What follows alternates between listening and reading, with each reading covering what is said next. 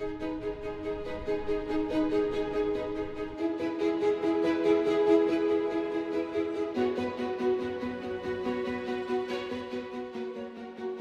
pretty much been exactly as I expected, to be honest.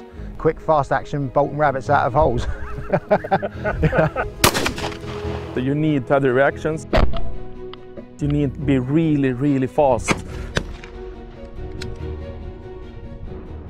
We love an infestation, so welcome to Gotland, or Bunny Island, where a man with a ferret is everyone's friend.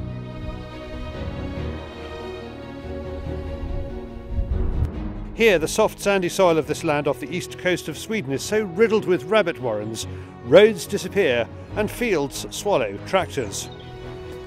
Oh, yeah. They'd go straight through that, wouldn't they? Yeah. Broken leg time. Yeah, exactly. On hearing about the quality of rabbit shooting here, Peter von Muller from Aimpoint thought it would be an ideal location to field test its new shotgun sight, the Acro S2. Once again, we had to be sworn to secrecy, as this site only launched at SHOT Show 2024 in Las Vegas, and we filmed this in September 2023. Now we can show what a blast we had filming Wayne Martin, Catapult Supremo and proficient shotgun shooter, Feliew, the French YouTube star who's come goose shooting with us before, and his talented cameraman and keen shot, Felix. Before we get stuck into the rabbits, our guide Anders has other hunting lined up for us. Truffle hunting with an Italian water dog. Apparently Milo's nose for the highly prized fungi was imprinted by feeding his mother truffles. The flavour passed into her milk. It actually worked too well. The first season I only got half truffles, because they love truffle as well also. So he took the half and I got the other half. So I had to make a plan for the next season. So now I give him sausage, pieces of sausage, and I get the truffle. It's a first for all the guests, and Wayne, who is a big foodie, is over the moon at being able to hunt for truffles. Never done anything like it. Never eaten truffle, never hunted truffle. And when they said yesterday we're going to go truffle hunting in the morning, I was like, yes, that's right up my street. Right up my street. It's a real good addition to the trip. Yeah. Really cool. Really cool. First truffle. Awesome. Success. Yeah. That's cute. Very cute. We'll eat that later. Yeah. Now, truffles are known to be expensive. The going price for these is about £760 per kilo. So, it looks like it's Milo's round. Wild food will be a big part of this trip. Wayne has put in his list of ingredients for his rabbit dish, and Peter will be doing a homemade pasta dish with some of the truffles unearthed today. We're not sure who's going to cook the local Swedish crayfish in the lakes around our accommodation, as Feliew confesses he doesn't really cook. That's what I've been brought up doing. I've been brought up as a hunter, as opposed to like a sport shooter or a pastime. You know, a hunter, we went out to hunt to eat. Adding more dimensions to that, as in like truffle hunting, going out and finding something that we can eat and put on whatever we shoot. You know, it's a fantastic experience. I loved it. Loved watching the lady work with her dog. How excited she got every time the dog found one, you know. They'd probably done it a million times. The dog was 15 years old, but she was just as excited as probably the first time she ever done it. You could see on her face, you know, he'd found another one. It's awesome to watch. Our next outing is to the range. Both Wayne and Feliew are familiar with the Aimpoint S1. This is the first time they'll be shooting with the all-new Acro S2. Peter zeroes the sight on top of Wayne's Browning using a shell without the primer. You line the red dot up roughly with the rib. We've then got a clay set up at 30 metres, the red dot on the clay, and then we've got two cartridges, one on the top, one on the bottom, with the primers pushed out, and then you eye through the primer down the barrel and check that the clay's in the centre of the primer to check where your shot's going to place. So yeah, just zeroed it in without even firing a shot. Big differences is the housing, of course, but then also we increased the dot size. So on the S1 we had a 6 MOA dot. Now we increased it to 9 MOA. the people who tried the products actually got way better results with a bigger dot, because it forces them to keep focus on the target instead of actually looking at the dots. The dot's there, but you're not supposed to look at the dot. Yeah, exactly. So I mean, people always ask me, so why do you have a red dot if you're not supposed to look at it? And my comeback phrase is always, why do you have the bead on the shotgun? As a reference point, is the way you know that you're on target. Tomorrow it's the start of 2 days of rabbit shooting.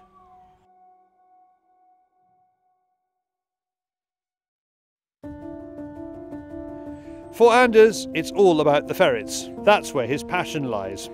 So his name, sorry? Her name? Göran. Göran? It's not a she, it's a dude. It's a dude.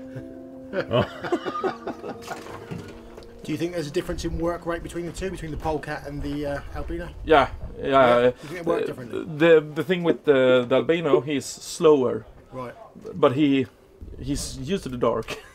He's used to the dark. Yeah, they see really very bad, the albinos. Yeah. So when they're down under, I think it's their environment more. So my dad thought he was dead one day. He was like, "Oh, your male is dead." I was like, "No, he's not." "Yeah, he's dead." And I went out and, "Whoa, he's dead." he lay like that. And then I went out, took him up, and he was like, "What are you doing, mate?" So he was sleeping like a dead. Yeah, mine does exactly the same. He's like a teenager. My dad said. They take us to a farm that just can't function because of the rabbit damage. Injured livestock and machinery, rabbits have rendered this land useless. I know it sounds bad, but I'd love to have the numbers in the UK that they have here. Just driving in, they've literally got holes. I mean, we're not talking burrows where you could net. There's just holes in the ground.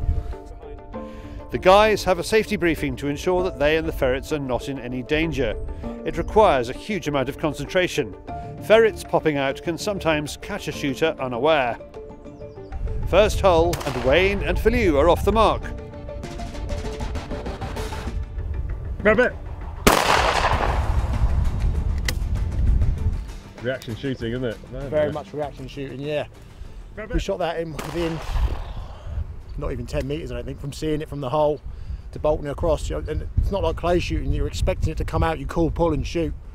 You know, you're at a cold start, you can't stand there constantly with the gun like this. I tried it on the first one and your arm just goes dead, so you have to drop the gun after a while and become more relaxed. You know, you're within 10 metres of seeing it, it bolted out, we've sort of killed it. So yeah, very pleased.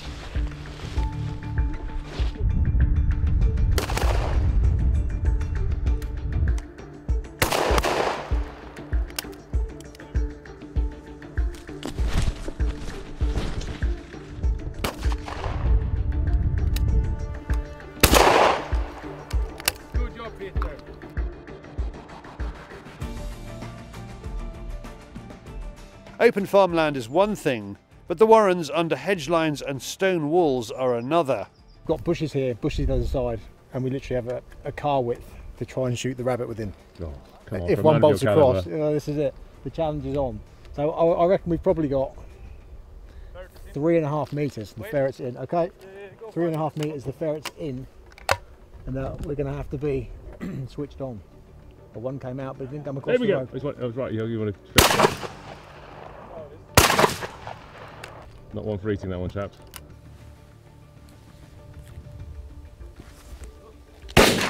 Oh, missed that one. Oh.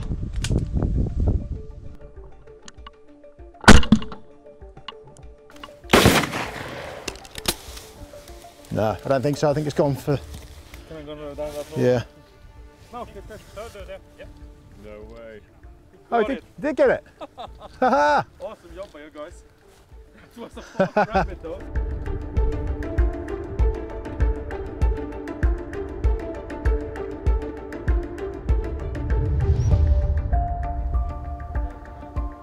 The bag is building, and at lunch Anders and Wayne clean the rabbits.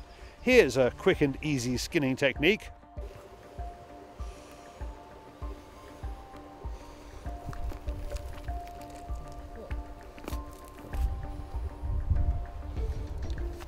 Skin.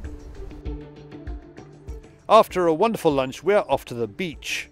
Just a few hundred metres from the waves, Anders has another rabbiting permission.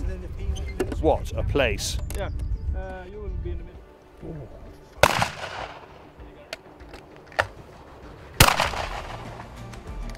Yeah. Thank you. One particular warren keeps delivering, and Wayne takes some great shots.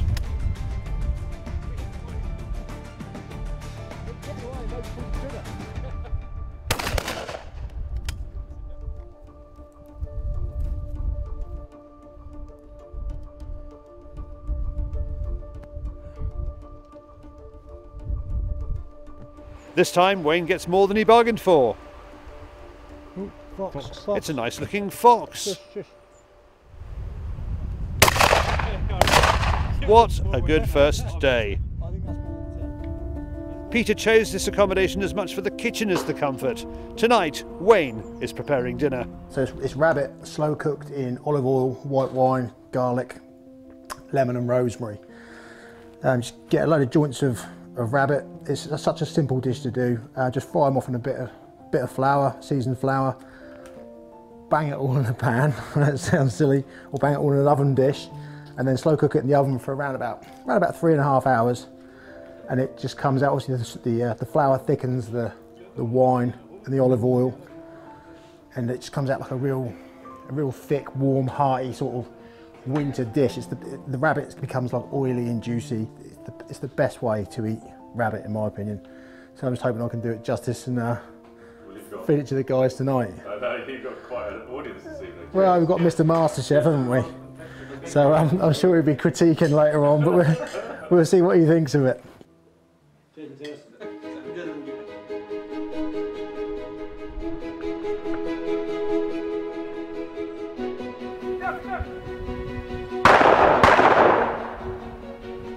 Day 2 on the rabbits, and Wayne explains the shells we're using. It used to be in Sweden you could shoot lead over water if the water was deeper than 2 metres, but apparently that's recently changed. So now by water you can only shoot bismuth or steel. So obviously we've been shooting rabbits by the water. We don't want to use steel because obviously steel ricochets. So when we're shooting down by the water, we're using bismuth, and then we're using lead inland.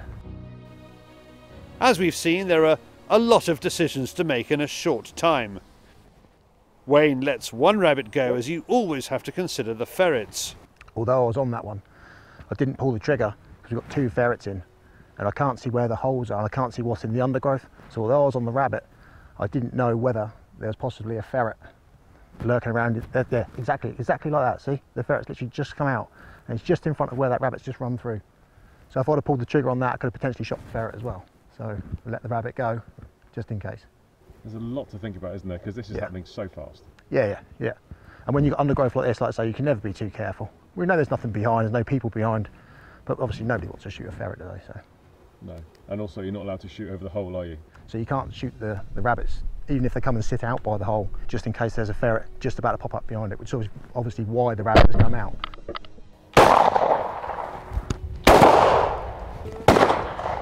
Again. Whoa!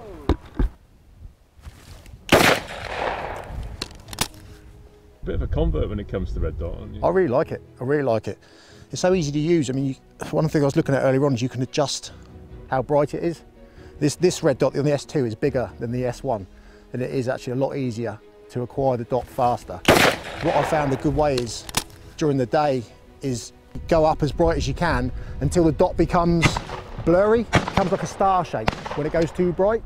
So you just adjust it back down to a perfect red dot, and you're golden.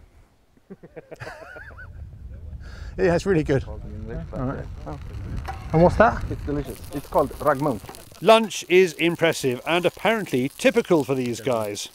Well, what we got here then, Matthias? Today we're having chicken quesadillas, ground chicken, some paprika, herbs, spices, smashed together with a lot of cheese. A lot of cheese? Yeah. And you prepped all this today, last night? No, last night. Prepped it all last night, ready for today? Yep. Then come down and cook it all out in the field? Yeah, quick and dirty. Quick and dirty. Well, they're looking good, smelling good. Yep. So is this normal, or are you just putting on a show for us? This is normal. Yeah? Yep. Ask Anders. But normally Anders has 3 and Matthias has 3. One of the reasons I always invite Matthias to my hunts is because... You don't like him really, but it's just because he's good with the food. Well, I do like him, but the food makes it even better. Okay. So he has made pad thai, and he has made... it's called raggmunk, and it's a Swedish like national course with pig. You dig pig? I dig pig? Everyone does. And yeah, it's made sick foods. Like yesterday he made wild kebab for us, and it's always like that. He's a really good chef.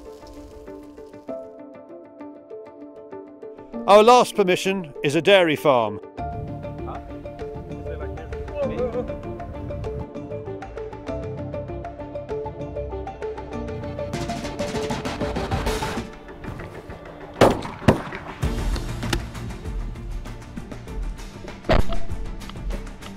Anders shows us just how much damage the farmer endures here.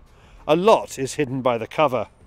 It's not just the cows, because all the fields can look really healthy, and then suddenly when you go out with a tractor or a combine, yeah, and then suddenly like the tire just sinks and can mess up the whole equipment, and that also happens sometimes. Okay. And then you get dirt in the food, you can't get that away, and yeah, the farmers doesn't like rabbits at all. On the last 2 stands, Wayne pulls off some great shots. Wait. Whoa, nice shot, mate.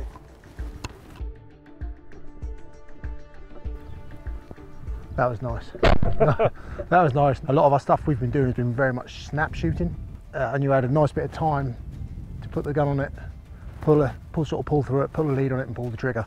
And probably 25, 30 yards. Yeah, I'm very happy with that. I've got to ask you, David, did you get it? Yeah.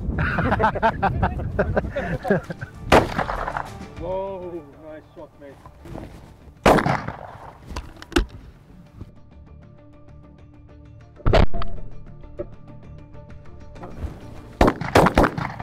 We got that.